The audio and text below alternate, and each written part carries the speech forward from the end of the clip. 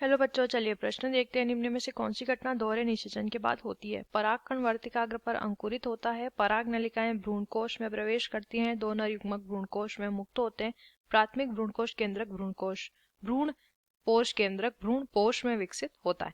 आइए जान लेते हैं यहाँ पे हमारे प्रश्न की मुख्य अवधारणा। हमारे प्रश्न की मुख्य अवधारणा यहाँ पर संबंधित है, हमें बताना है दोहरे निषेचन के बारे में।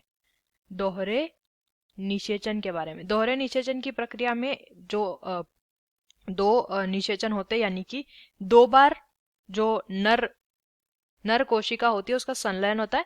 तो एक नर कोशिका के संलयन से तो भ्रूण का विकास होता है और दूसरी नर कोशिका के संलयन से क्या होता है? भ्रूण पोष का निर्माण होता है। इस प्रकार से इसे दोहरा निषेचन कहते हैं। अब बात यहाँ पे ये हो रही है कि दोहरा निषेचन के बाद होने वाली प्रक्रिया को हमें बताना है। तो एक तो क्या होता है, निषेचन के पश्चात एक तो भ्रूण का विकास होता है और दूसरा जो कि नर और मादा जो युग्मक होते हैं उनके संलयन से होता है। और उसके पश्चात क्या होता है? उसके पश्चात जो प्राथमिक भ्रूणपोष केंद्रक होता है, जो प्राथमिक भ्रूणपोष केंद्रक जो होता है, ये हमारा किस में परिवर्तित हो जाता है?